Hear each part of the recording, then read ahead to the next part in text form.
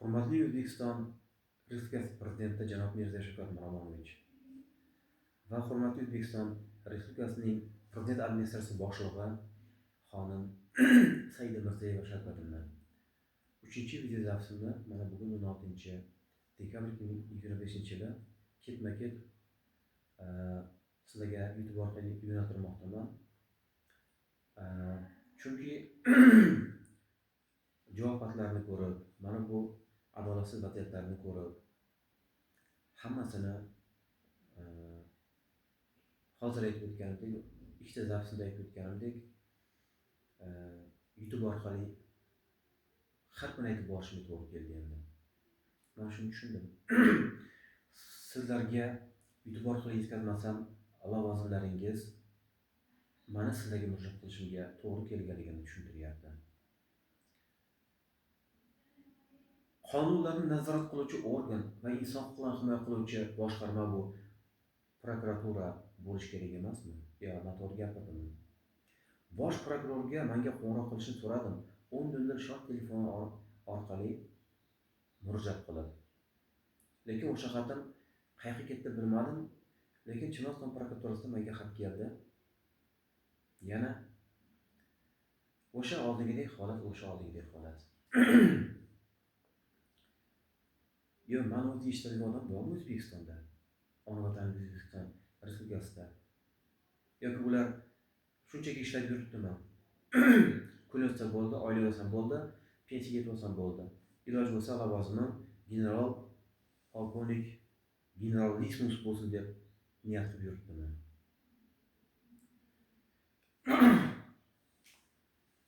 Qonunlarimiz ishlamayapti bir gaplar aytganimda.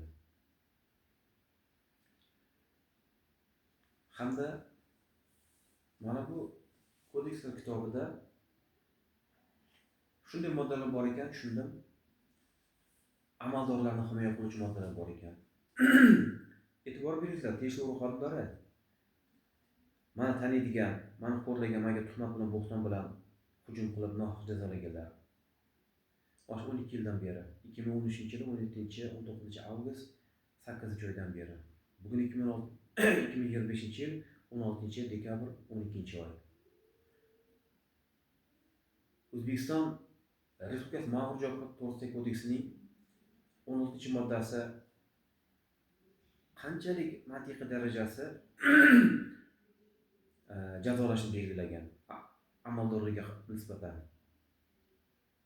Shunda fuqaro bilan uruvinni solishtirishda teng huquqli jazo bormi shunda amaldorga, fuqaroga yoki yo'qmi? Birinchi savol. Ikkinchi savol. Fuqarolar ko'proq moddiy ma'naviy zarar ko'radimi o'sha jazo orqasidan qilgan ishi bo'yicha? Va amaldorlar qilgan ishi bo'yicha ko'proq jazo ko'radimi? E'tibor beringlar.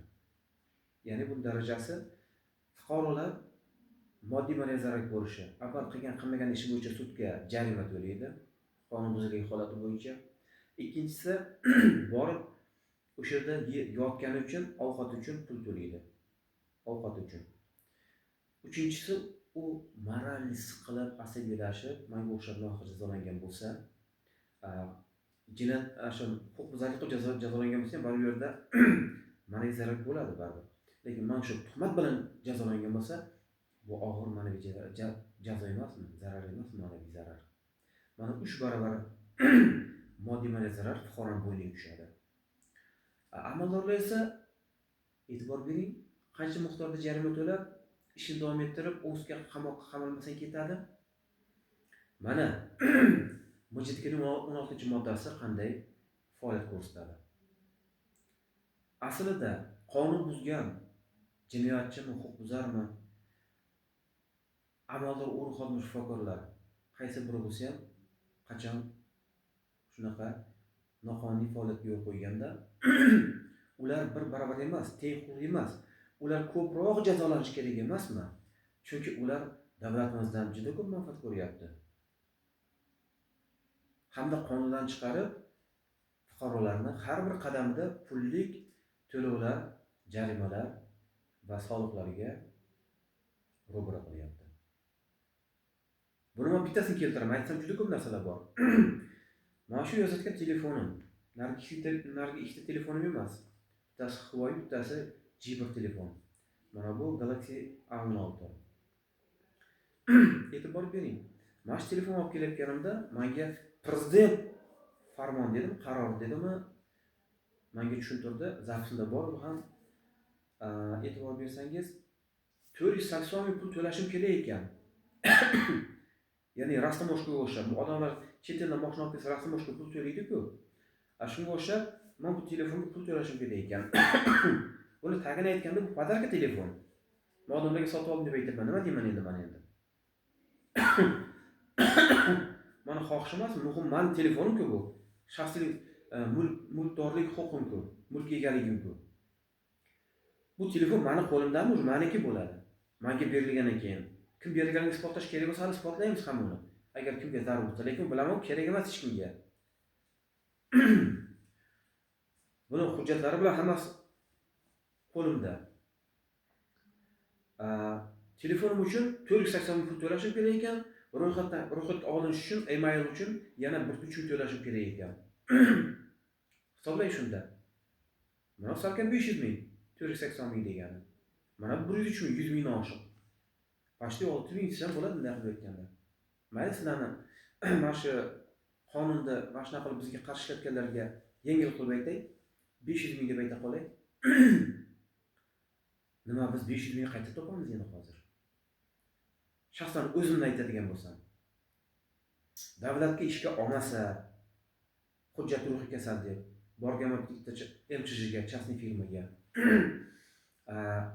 Ishga nima deydi, menga nafaqa bermasa, o'zi sog'lom bo'lsam, sog'lom holimda davlatimizning mablag'ini ularning aniqligi siyosiy o'yinlar bilan menga qilgan tuhmat bo'xtonlari bilan elingani bu hujjatga bor davlatni sog'lom holimda pensiyasini olib yesam, uyat emasmi? Uyat emasmi? Ularda vijdon bo'lmasa ham menda vijdon bor. E'tibor bering, sog'lom holimda ruhiy kasal deb davoladi. Sog'lom holimda menga 2 kun nogiron deb nafaqa berdi. Uyat. Mana biz vatan O'zbekiston Respublikasining kelajagi kimlarning qo'lida hozir? Kimlar qanday ishlayapti? Hali bilan aniqlaymiz inshaalloh. Agarki menga nisbatan nimadir uyg'otib, nimadir qilmasa, u yog'ini vaqt ko'rsatadi. Men qo'rqadigan joyim yo'q. Men Allohdan boshqa hech kimdan qo'rqmayman. Nari borsa tiqib qo'yadi, azob ukollarni solib qiynaydi yoki anaqa ukollarni sovurib, miyan jinni qilib qo'yadi, xohlaganini qiladi ular. Lekin Alloh hammasini ko'rib turibdi. Bitta mana bor yo'q bo'lganim bilan hech narsa yo'q bo'lib ketmaydi. Agar men Allohdan so'raganimdek O'zbekiston Respublikasi prezidenti bo'lishni nasib qiladigan bo'lsa, unda hech narsa qila olmaysiz menga. Chunki Alloh meni shuncha yaratgan. Mana hurmatli O'zbekiston Respublikasi prezidenti janob Mirziyoyev Shavkat Miromonovich. Siz O'zbekiston Respublikasi prezidenti bo'ldingiz. Alloh sizga ravo ko'rdi. Sizga Allohim yaxshi niyatda bergan. Mana bu ishlarni faollashiga, uyushtirilishiga, rivojlanishiga, davomiy tarzda davom etishiga sizga bu amalni bermagan. Mana bu so'zim og'ir bo'lishi mumkin, lekin to'g'ri tushunishga harakat qiling. Amalda Alloh nitolik amal sog'lig'ida ham, umrda ham yomon maqsadda, yomon niyatda bermaydi Alloh bandasiga. Menga ham umrda yomon niyatda bermagan. Atrofingdagi odamlarga qarab o'zgarasan deydi. Men atrofimda kimlar hozir? SMB, prokuratura, sog'liqni saqlash boshqarmalariga tegishli boshqarmalar hamda ichki ishlar, juda ko'p sudlar birontasi tizimni qonuniy, shar'iy, mantiqiy, vijdoniy yo'ldan olib bormayapti. Qani mana hozir televideniyada gapirtiring, menga teskari muomala qilganlar bilan yuzlashtiring. Agarki isbotlab bermasam, har bir harf so'zlargacha, bergan javob xatlarigacha. Endi javob xat bermay qo'ydi, chunki ular tushunyapti. Bu hal javob xatimiz orqali ham anchasini tushuntirib beradi, deyapti. Shunda men ruhiy kasal ularmi? Qoniga bo'ysunmasa, gapni aylantirib noto'g'ri javob bersa. Mana globvrachimiz kecha menga javob bergan bo'yicha poraxo'rlikni yopgan. Korrupsiyani yopgan. Shunaqa tushuntiray, yaxshiroq bo'ladi. Nima qilgan? Chinoz tumani ko'p tarmoqli markaziy poliklinikasi psixiatr shifokori xonim Obidova Dilbar Malikovna tez aytib qo'ydim boya. Menga aytyapti, YouTube'da bor. Menga deydi, qog'oz uchun pul bermaydi, ruchka uchun boshqa uchun degan ma'noda tushuntiryapti.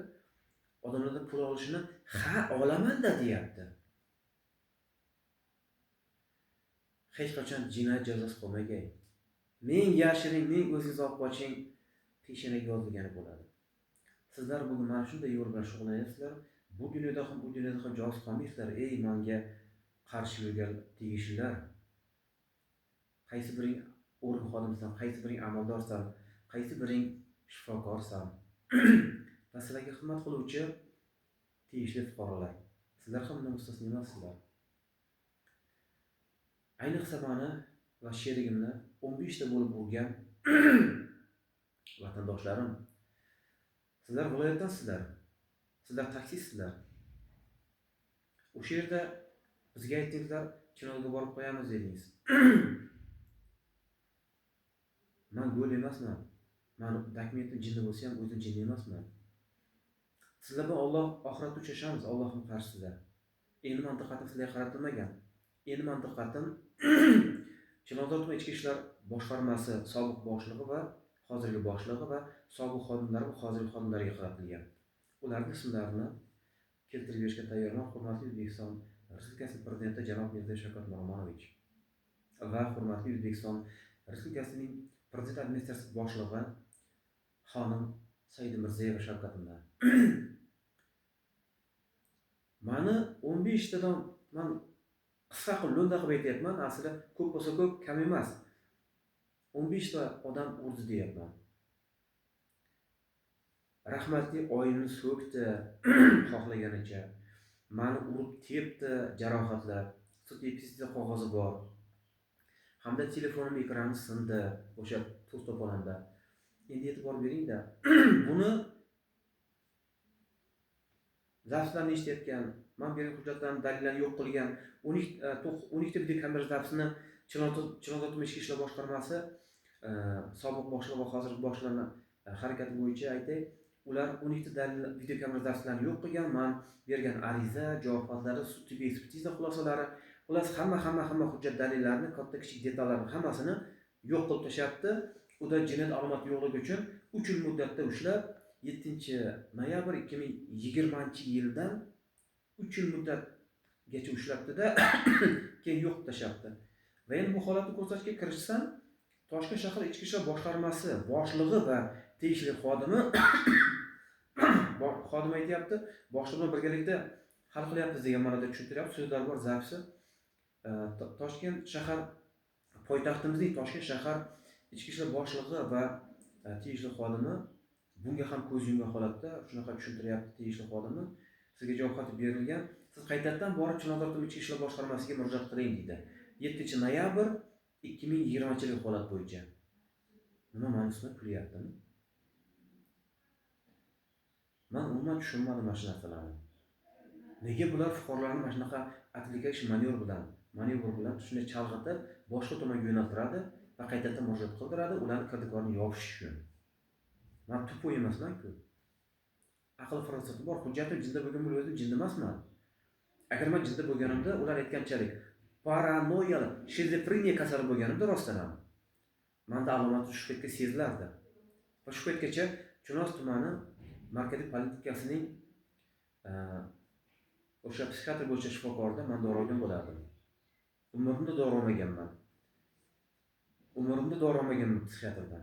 Chunki doriga moyilligim yo'q, menda kasalligim bo'yicha shikoyatim yo'q. Lekin menga tuhmat qilib shikoyat qiluvchilar topiladi.